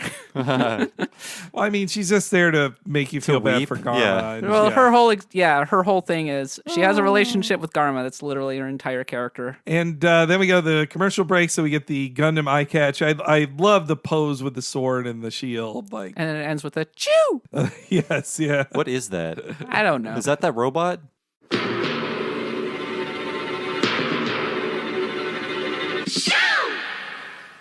Making that noise? No. Okay. Nah, it doesn't normally make that noise. I think it's the logo appearing makes that noise. Maybe My that's- favorite one out of all of those, by the way, is in Victory Gundam. And in that one, the Haro just keeps getting bigger and bigger each episode.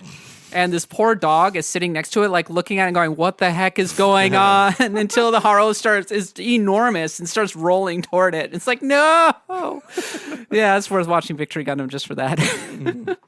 And so we come back. Char is going off into the battlefield with a few Zakus to start hunting down the white base. He even has like kind of a sarcastic farewell to Garma in person, like, oh, don't worry, I'll let you know.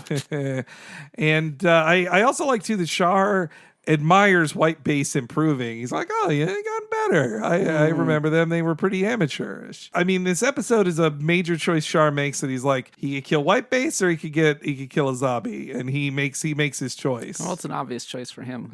He'll kill white base like tomorrow. He could do it whenever he feels Yeah, like he's it. like, I'm kind of messing around with white base right now suits my purposes. The zombies have to die. And we also get to see Garma doing his fun hair twirl. That's a Yes. cool affectation. That is cool. And He's got that wonderful 70s hair. it's like He-Man hair. I like that the way of calling that. Char's OG Zaku is pretty cool. His custom Zaku, or is that a Zaku 2? I forget. It's a Zaku 2. Okay. Zaku 1s have a very specific look to them. You would know them when you saw them. A Zaku 2 is Char's Zaku. It's red, therefore it's faster. His Rick Dom is, well, I just love the Rick Dom. He doesn't have a Rick Dom, actually. In It's one a of the- Gelgoog. One of the mangas he does. They made So it the Black toward it. TriStars drive the Rick Doms, and I like those as well. Yeah. Yeah. Well, just the way they like kind of like ice skate, or just the way their legs move just to fly. And they make a lot more sense on the ground, actually, than the Zakus, which just kind of walk. They're almost like on roller skates, but they can strafe. It was the 70s. They look really yeah. cool. They look really cool even now. Actually, I think the Rick Dom is actually my favorite of all of the classic classic Xeon designs. The one eye in the plus sign face mask is really cool. And of course, the Black TriStars are one of the most famous Gundam things. Three enemy aces that Amuro has to defeat. There's this wonderful video from the 70s. Is that the ones he hops over one Yes. in the fight? Okay, yeah. There's this wonderful video that some students made in the 70s, Japanese students, where they recreated that. I'll send you the video sometime. gotta check this out. It's amazing. It's hilarious. So then we get a cool just Gundam night fight, like that's Amuro accidentally reveals himself with the glint of his bazooka, and Char does not miss a chance. He's like, oh, there it is. Well, Char's like, oh, this is obvious. They must be over here. Oh, there they are. As Amuro's fighting the Zaku, Char's like, wait, no, he's trying to get us away from it, which would mean it's behind me. Up, there it is. Gotcha. Like it's that easy for Char. It's not even a challenge for him. Well, I think Bright is established as a really brilliant tactician. But but Char is just that much smarter. He's read the script. I mean, technically, his new type abilities is kind of like reading the script. Yeah. Like, Yeah. if anything, you can just write away new type. Like that's also, I think they increased the new type power as the show went on too, because you can't actually have Amuro and Char even talk to each other in their Gundam, so they have to psychically project at each other to have conversations while they're fighting. Though that doesn't stop later shows where they're just on an open channel on the radio yelling at one another. It seems like a mistake in the military to just have an open channel to have conversations. And while I do like Brad Swale or Swaley, the English voice actor of Amuro. I mean, Furia he's Brad he's is great. too Canadian for me. He does an amazing job with Domin Kosh in G Gundam. Okay. Like, I actually kind of like the dub of G Gundam. Wow. It's shockingly entertaining. And I mean, Char's voice actor, Michael Kopsa, he's good too. I liked him. But yeah, we said I don't. Ikeda is. I would never watch the dub of 0079, and I know that makes me a snob, but I think the line readings and the voices are so classic in this. It feels wrong to me. And then Char gives the direction to Garma to make his attack, and you think he's telling him the right direction too, until you see like White Base like. Bright is so good too in his orders there. He's like, everybody get ready. Don't fire until my countdown. Then we're going to do it. Good tension. This is a really good fight scene, actually. Yeah. They have a really nice moment in the bay or whatever, Char and Garma together, where I forgot about the double cross. I was like, wow, they're good friends. They're such good friends. Like, you know what? I appreciate you coming out here for me, buddy. Thanks for seeing me off. Yeah, I did like that moment. The trick is revealed. They're getting blasted from behind, and Garma knows, like, wait, they're behind us. He told me to go this way. Womp womp. And well, he would never betray him. No, they're best buds he's going best back to the buddy. academy. He's watched him shower. He knows. What Char says, I hope to one day tell one of my enemies. Blame this on the misfortune of your birth. Well, it is one of the most iconic lines in anime to me. It's my number one on anime betrayals. But here it is in Japanese. I just love Ikeda here is so good. 君はいい友人であったが、君の父上がいけないのだよ。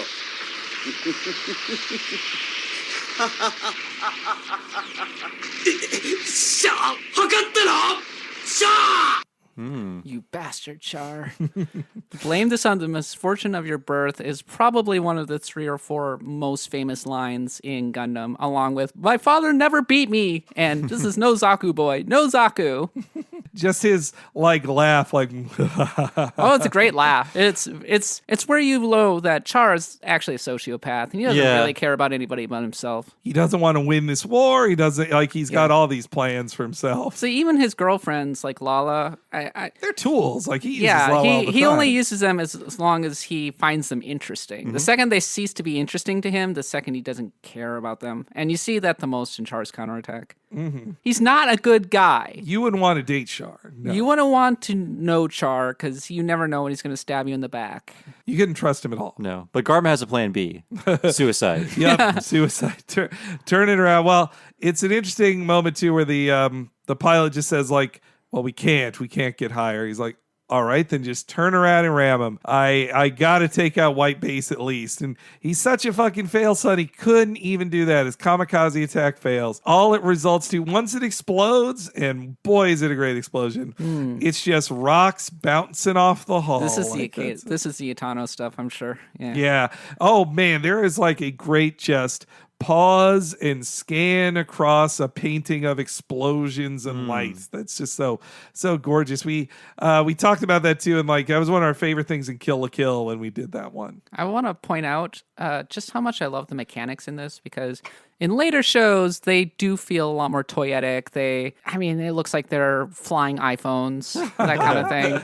But in this, you can hear the crank of the gears as they're pulling everything. It feels real. And if you look at the old promotional art for Gundam, it has this wonderful, amazing story. It's kind of looked to 1950s sci-fi, that almost Art Deco. It's fast. I love it. It's so good. Yeah, and I think it really comes out in moments like during the battles in the original Gundam, in the explosions and everything. It feels tangible in a way that the later Gundams and later shows don't. Well, the color palette they work with is just it can have such extremes that it's just gorgeous to look at too. I mean, it's right there in the Zaku, like a pink eye and a big green robot. Or the Really cool gun choices. that they're carrying, the big old Tommy gun. Yeah.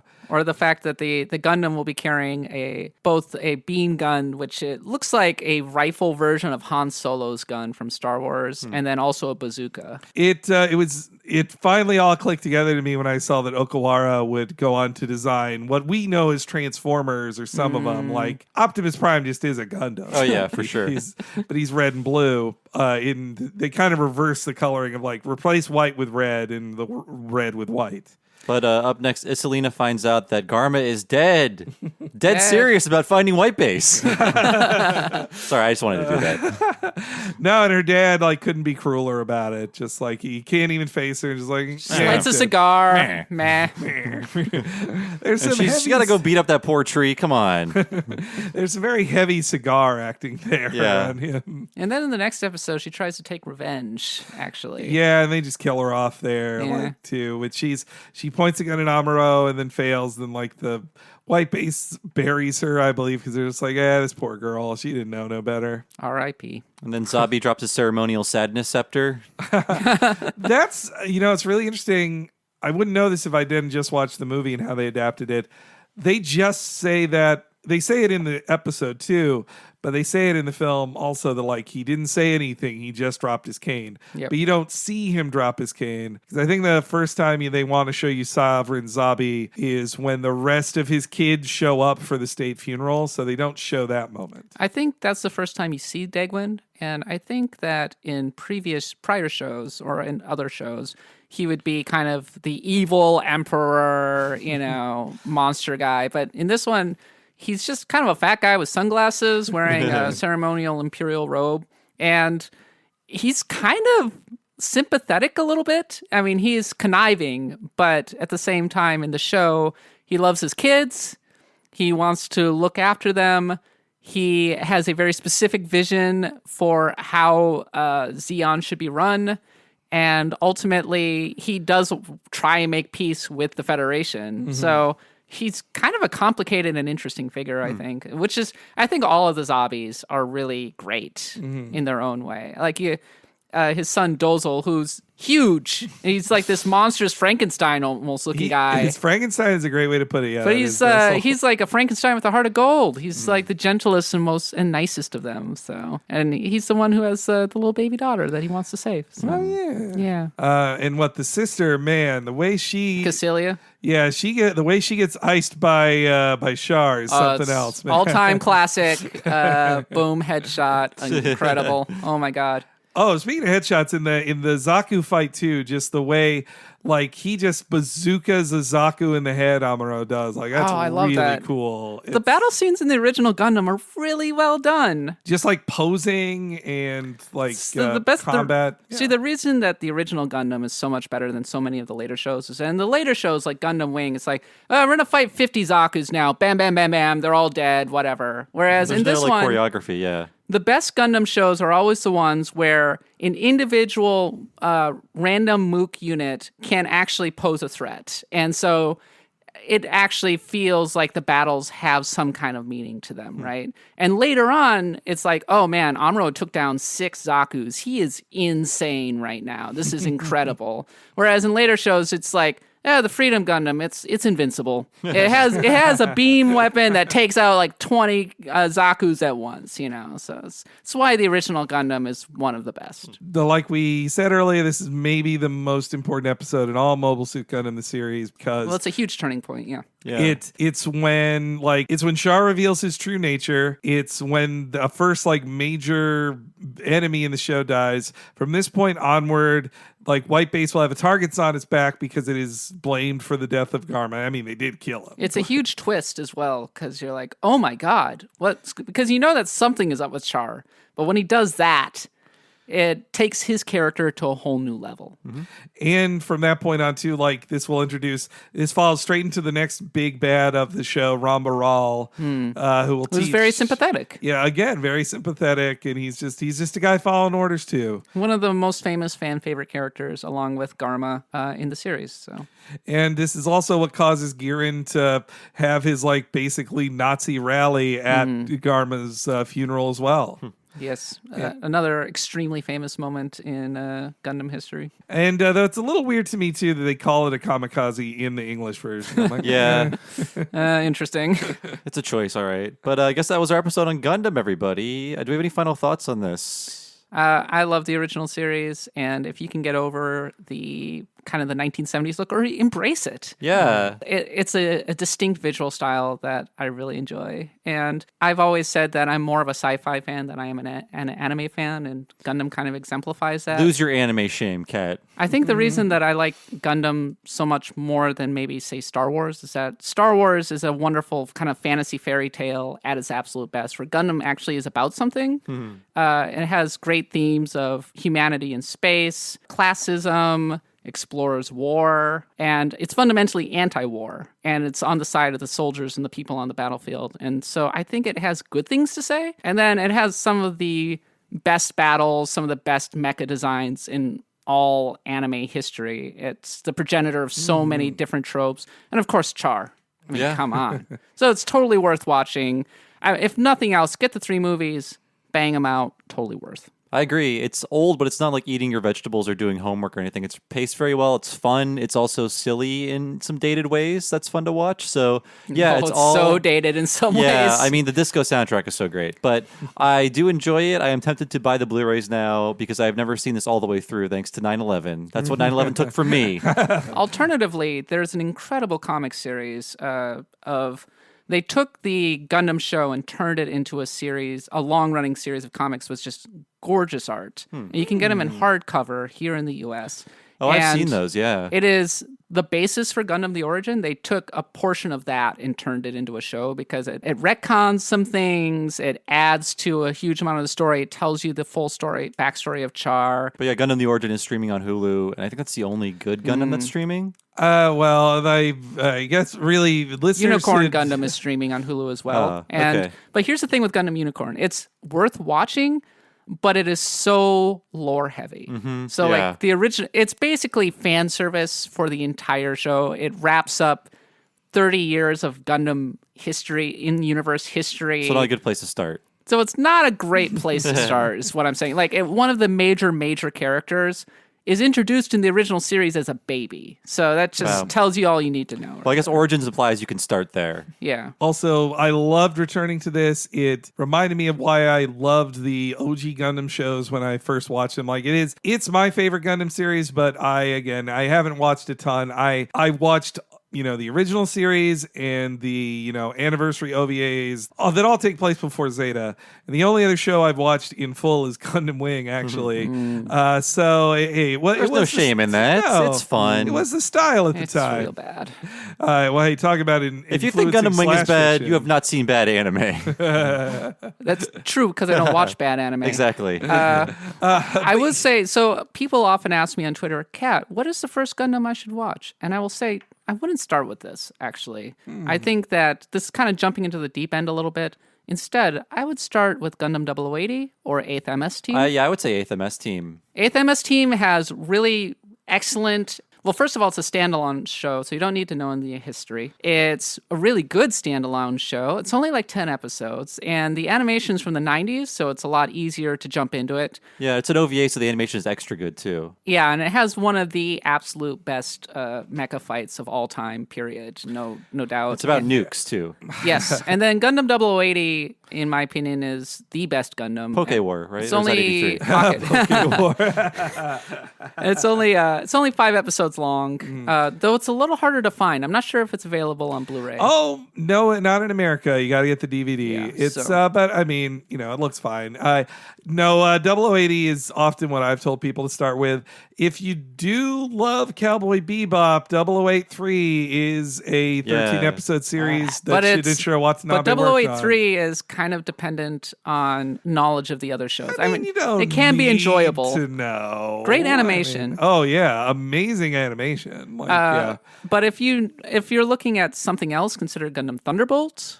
Austin Walker really loves Gundam Thunderbolt. Or consider I've heard Iron Blooded Orphans is good. I've not seen it, but I'm told that it is is one of the better alternate universe series. Oh, the last thing I want to say about Mobile Suit Gundam is, I love the show. Like, now as a more grown-up person that can really get the war is bad message of it, I like it even more. And like, you made a great point that you get awesome action, but the action is like, this is a tragedy.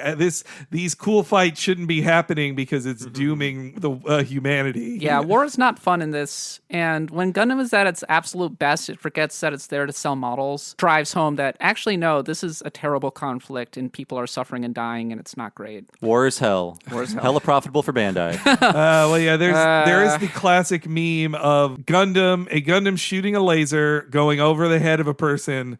The laser says war is bad, and the laser that's going over the head of the person says, that's a cool Gundam. Well, that's why War in the Pocket is the best, because it's not there. It tells an actual story and isn't dependent on the friggin' marketing. I mean, plus I love 80s OVA art, like that just being so it's beautiful. Yeah, God. And I love it. and 0080, which had Gundam has the biggest budgets by then, like that. Oh my God, the art in 0080 is so good.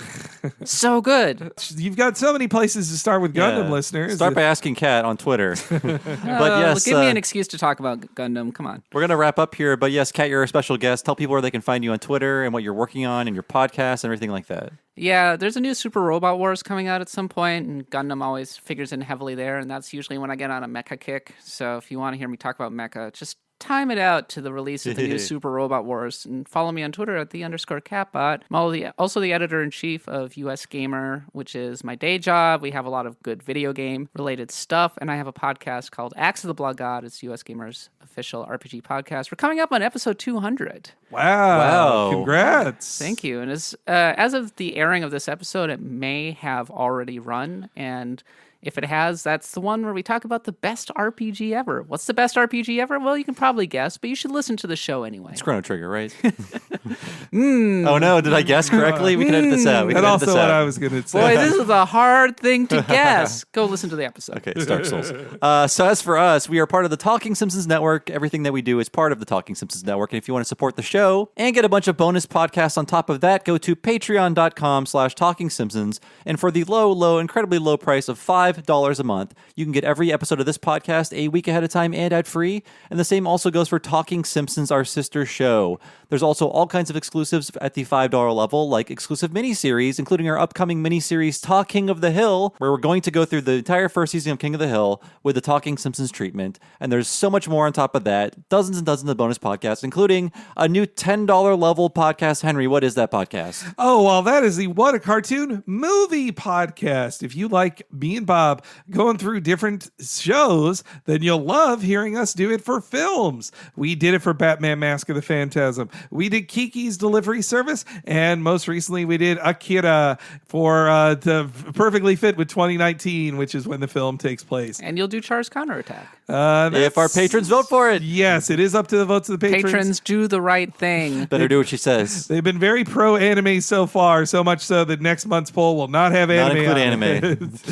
But yes, they are really great podcasts. Bob just did a ton of research for the Akira one that we just did, so much so that one was a 3-hour podcast. If you'd like to hear double length of what you've heard here, give a listen at the $10 level. So if you can sign up at $10 or up your pledge to $10, it is totally worth your time and money. Again, that is patreon.com/Talking Simpsons. Any amount you subscribe at would be appreciated. Thanks so much. As for me, I've been one of your hosts, Bob Mackey. You can find me on Twitter as Bob Servo, and my other podcast is Retronauts. It's a classic gaming podcast. Go to retronauts.com or look for Retronauts in your podcast machine. Subscribe, download an episode. I think you might like it. Henry, how about you? I'm Henry Gilbert, and you can follow me on Twitter at HENEREYG.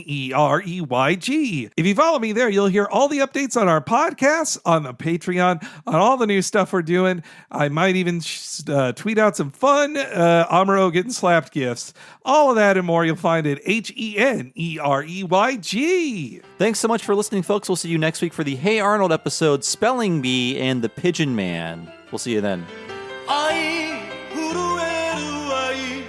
それは別れ歌拾う骨も燃え尽きて濡れる肌も土に帰る荒野を走る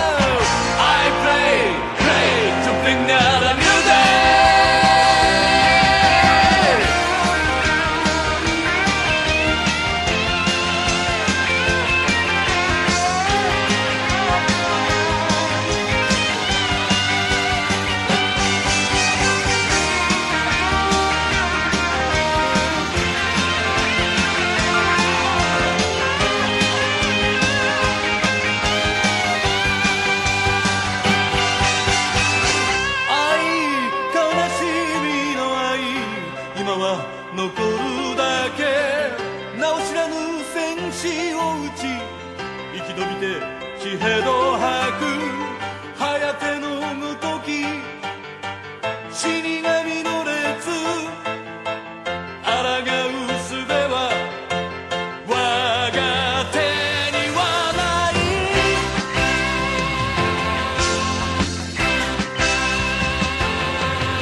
死にゆく男たちは守るべき女たち死にゆく女たちは愛する男たちへ戦う男たちはふるさとの女たちに戦う女たちは信じる男たちに何をかけるのか何を残すのか I pray to bring now the new day